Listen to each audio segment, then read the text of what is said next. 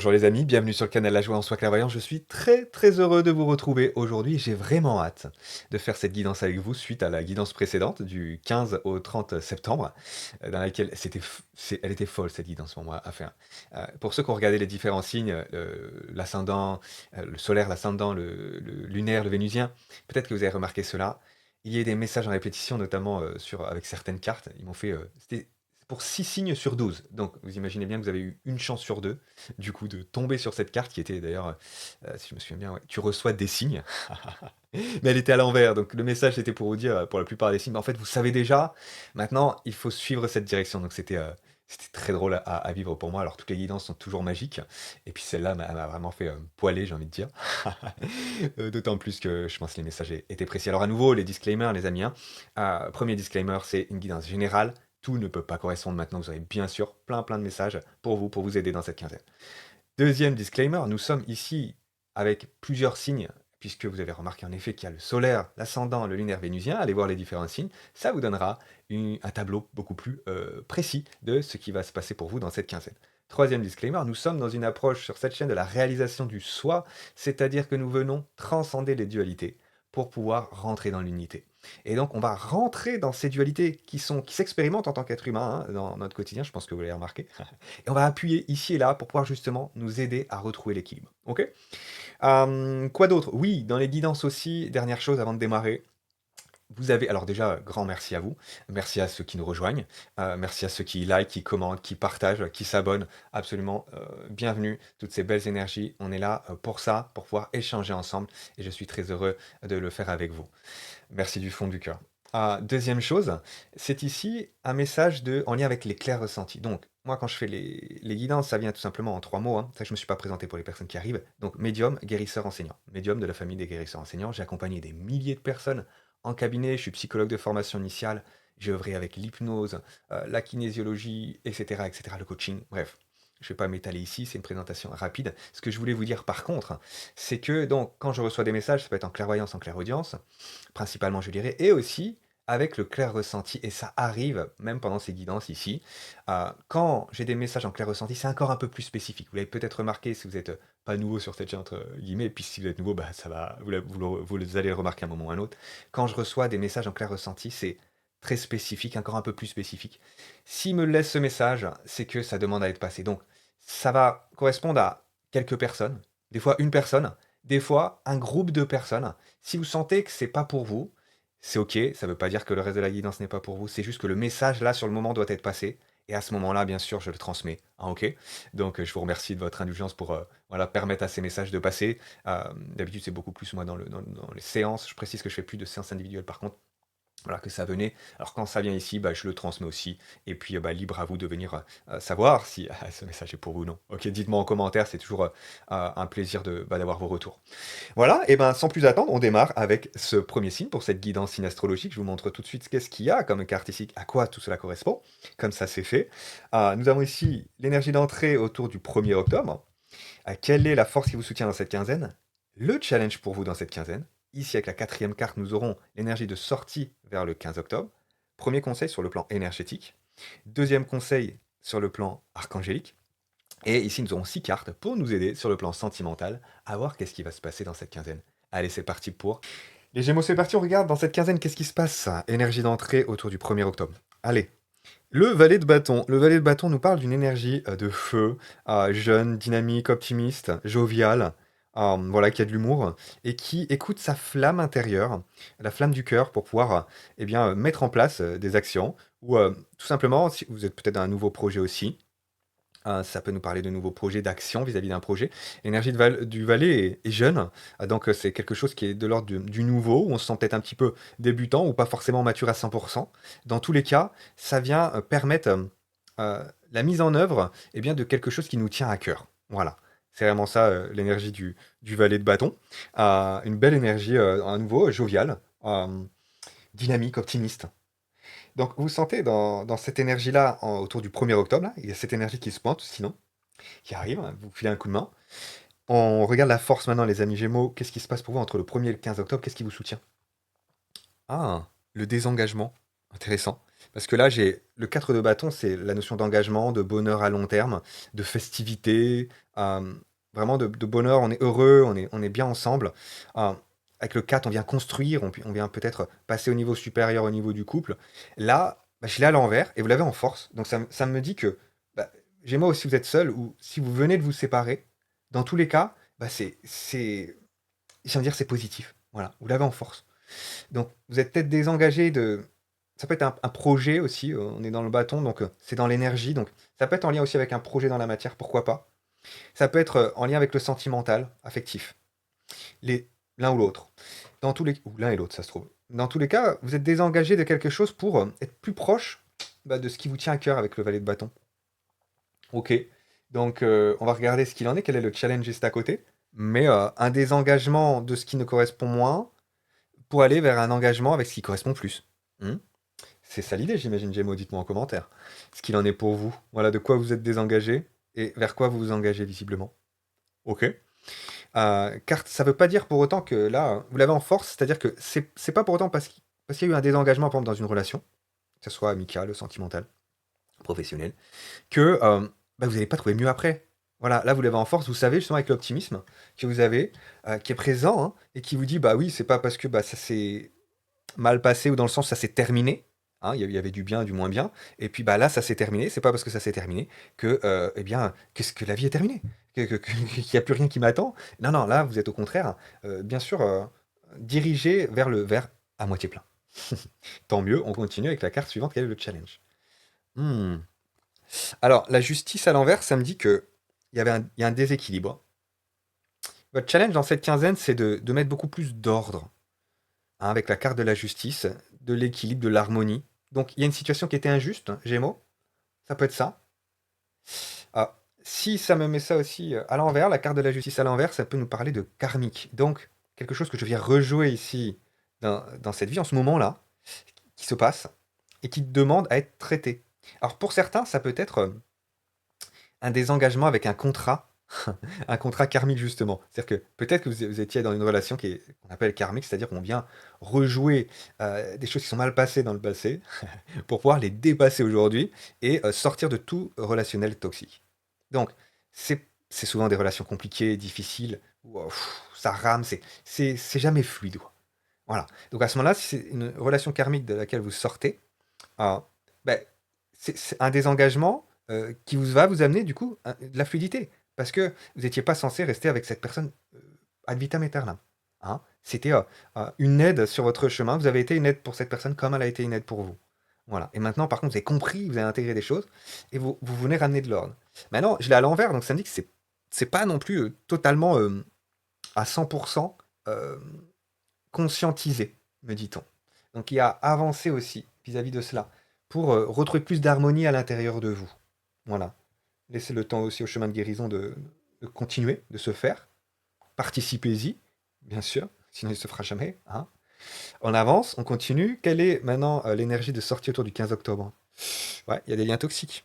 Avec l'énergie du diable ici, bon, vous voyez, les attachements négatifs. Donc là, attachement négatif, dépendance. Donc ça peut nous parler aussi d'addiction. On peut le retrouver sur le plan relationnel, hein, mais ça peut se déployer aussi dans la matière, c'est-à-dire avec des substances. L'alcool, la drogue, la cigarette, la nourriture, ce que j'ai pas dit, les jeux, le sexe. Vous voyez, ici, ce qui se passe, c'est que vous êtes en train de délier, voilà, vous déliez avec cette énergie de désengagement. Vous y allez avec optimisme, donc ça va vous aider. Ça va vous aider, mais regardez, voilà, vous pouvez mettre aussi en commentaire, bien sûr, où vous en êtes par rapport à ça, c'est complètement OK. Si vous avez le courage, hein, parce que c'est vrai que c'est pas facile de parler toujours de sujets qui sont aussi profonds et aussi intimes. Maintenant, faites comme vous le sentez. En tout cas, c'est absolument bienvenu sur les commentaires. Dans cet aspect responsable de soi, bien sûr, bien avancé. Voilà. La question que je vous pose dans tous les cas ici, c'est, à laquelle vous pouvez répondre si vous le souhaitez en commentaire, c'est quelle est la dépendance dont je suis en train de me défaire, dont j'ai besoin de me défaire, parce que ça m'attache à quelque chose qui est nocif. Hein. Vous voyez, ce personnage-là il est pas joli, quoi. Hein. Puis le poteau autour duquel je traîne, bon, ça va pas être drôle très longtemps. On l'aura bien compris. Donc, de quelle dépendance, de quel phénomène addictif compulsif je suis en train de me séparer? Voilà. Continuons Gémeaux. Le conseil justement sur le plan énergétique. La bienveillance. faire preuve de douceur. Ça peut être des séances d'hypnose aussi.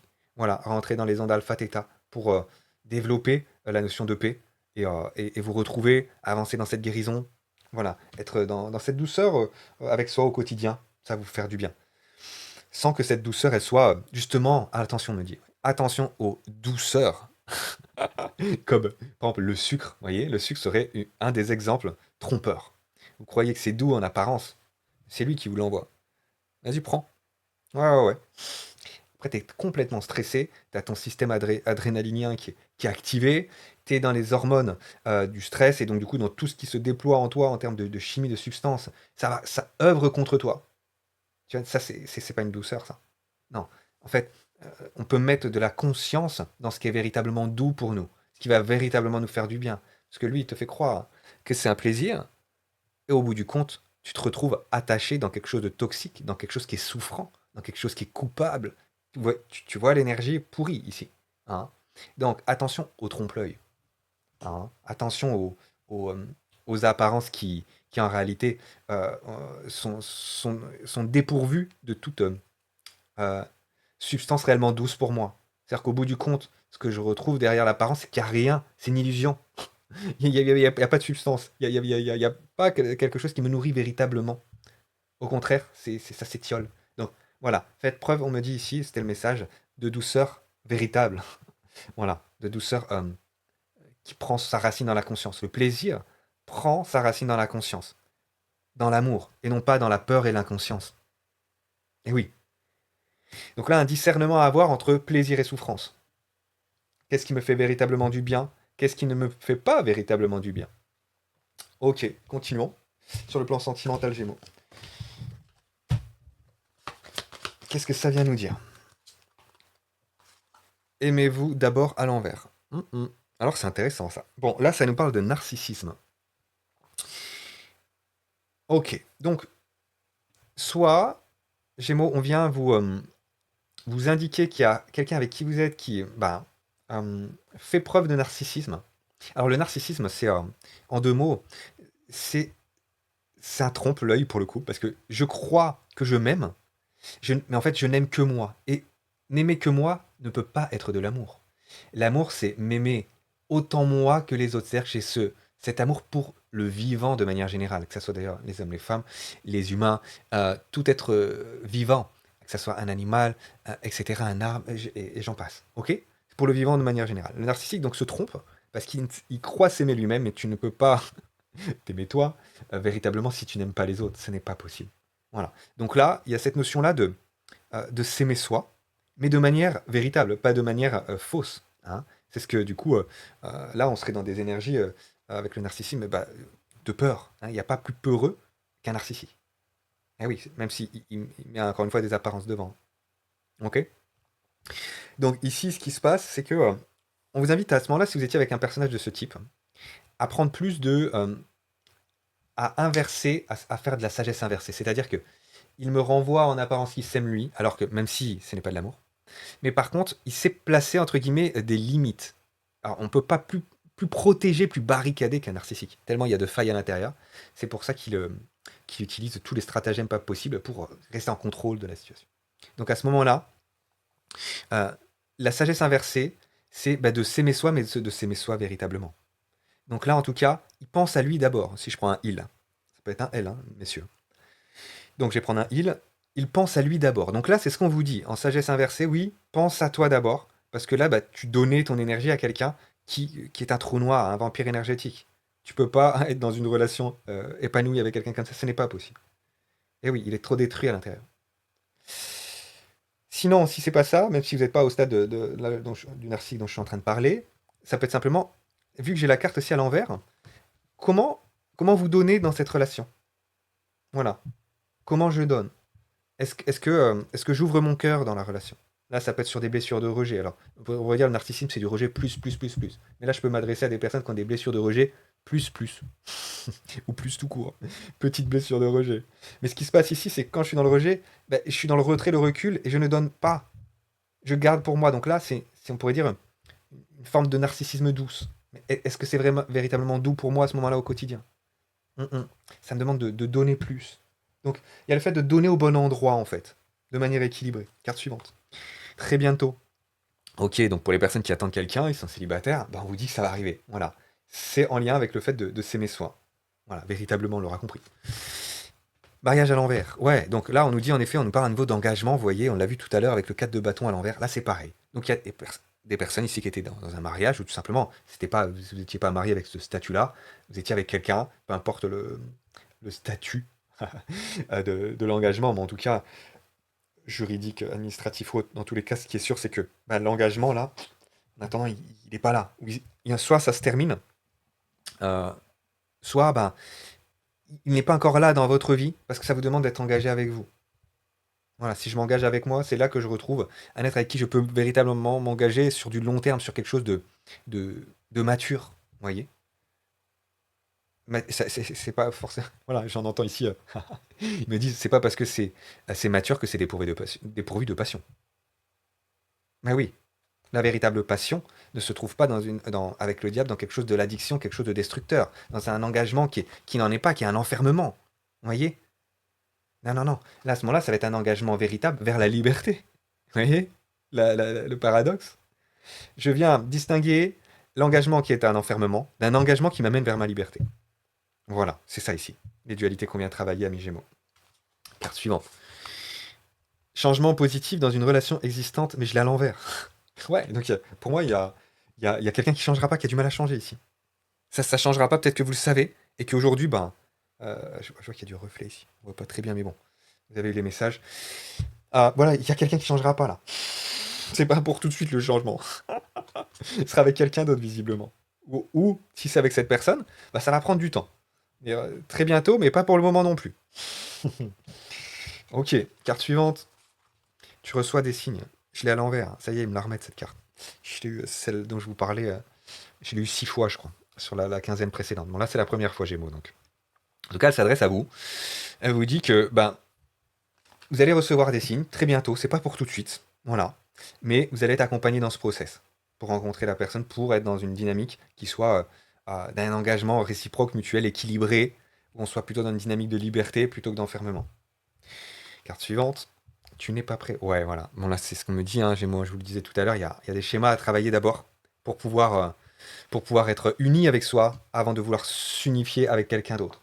Voilà. Si je cherche unification à travers l'autre, je me fourvoie complètement. Et là, pour le coup, c'est l'illusion du diable. C'est l'illusion de la peur. Je donne tout mon espoir sur quelqu'un. Non, non, non.